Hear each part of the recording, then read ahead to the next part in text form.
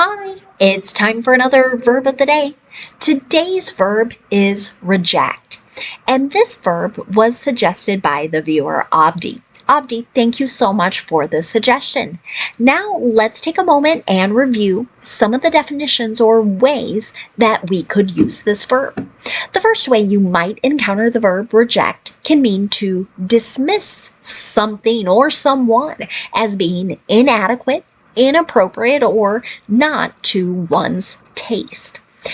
This is a verb that gets used in a number of different ways.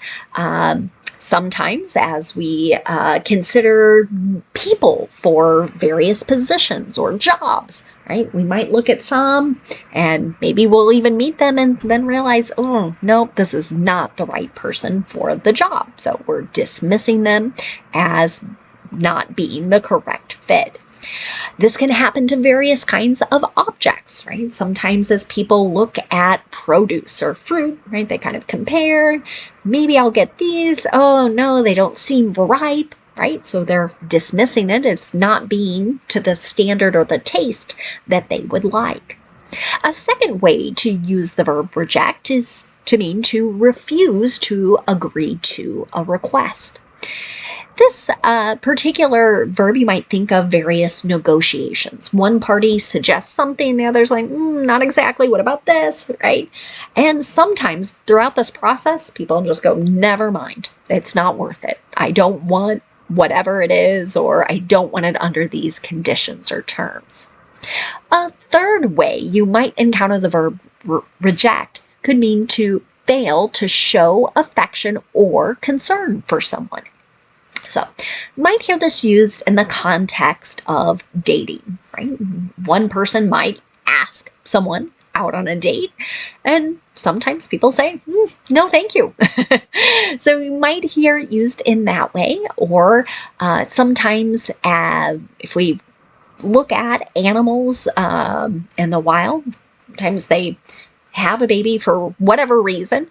They don't try and take care of it. They don't try and feed it.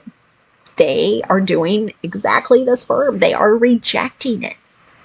A fourth way you might encounter the verb reject is very specific to transplants as it relates to organs within the body. So if someone receives an organ from another individual, but then they have kind of an immune response to it, and then that organ is no longer working, and as the definition notes, it could also be tissue.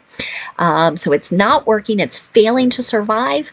This verb will be used in that context as well. For now, you should know that reject is a regular verb. If you want to make the progressive form of this verb, all you need to do is add ing to form rejecting. The past tense and the participle form of this verb can be made by adding ed.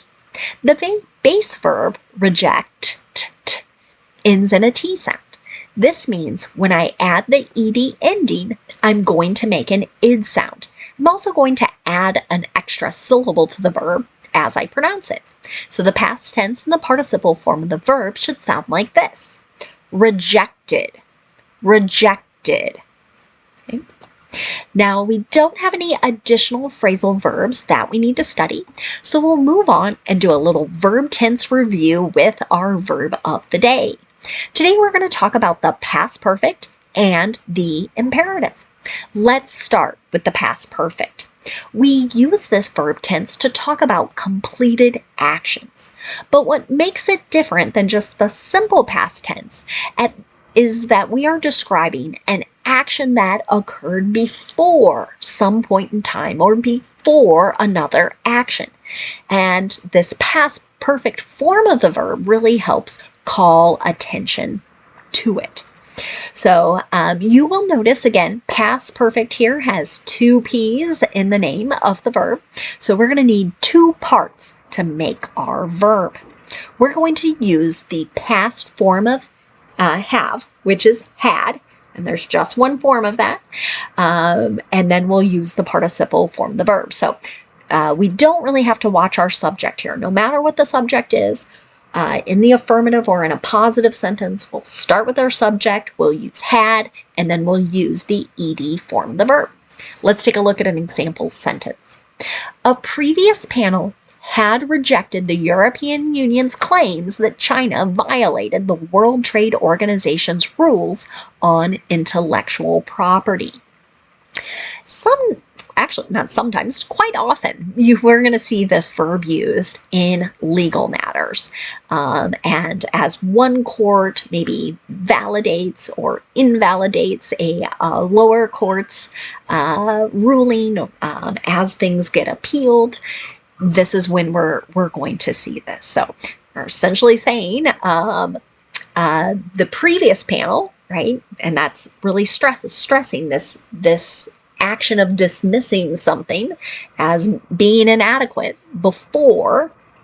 Now it seems as though those claims have been accepted. Now let's look at making a sentence in the negative, also in the past perfect. To do this, again, we start with our subject, we use had, not, and then the participle form the verb. Here's another one. The actor hadn't rejected the role multiple times because he wasn't offered it. So I saw a quotation very similar to this coming from an agent who was trying to stop a certain rumor that was going around that a very famous person had said, no, I don't think this part is right for me, or it's not going to be successful for whatever reason, right? They're dismissing it. And this person was trying to say, no. This didn't happen before or earlier. This person was never contacted about this particular role.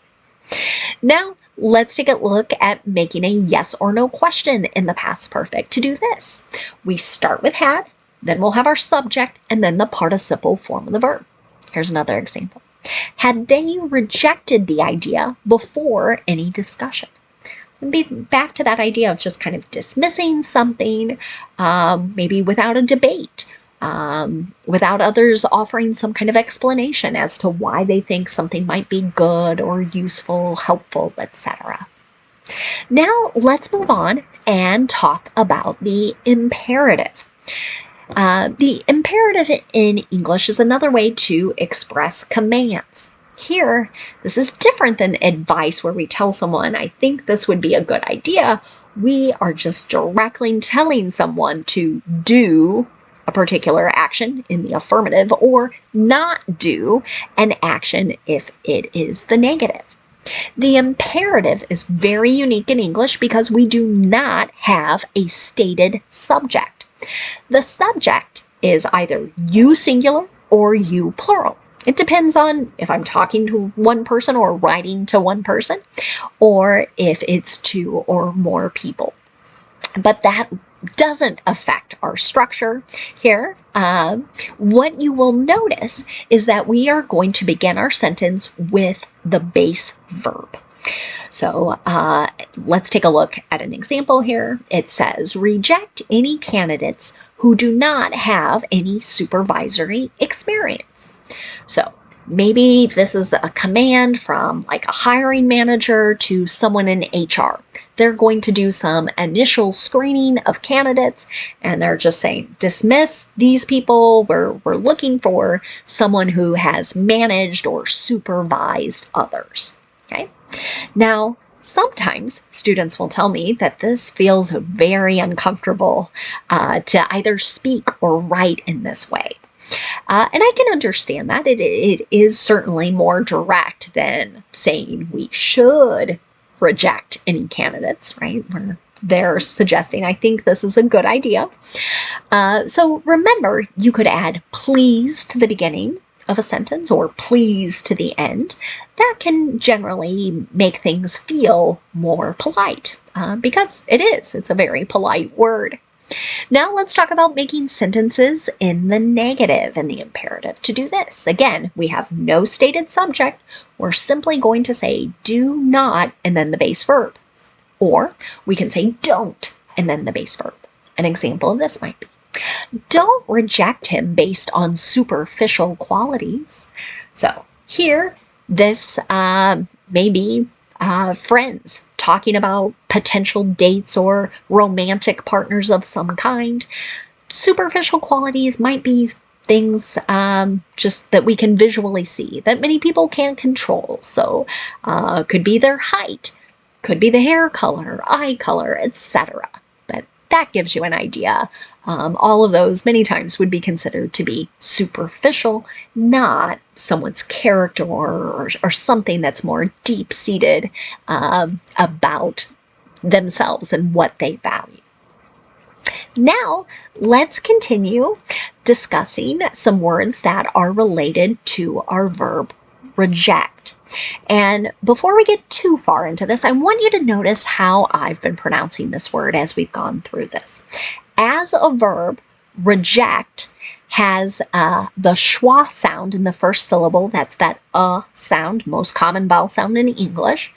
It's the second syllable that is getting stressed. That's the part said louder and longer. Reject, reject, okay? Now, you're going to see that this word with the exact same spelling can be a noun, but our pronunciation is going to change.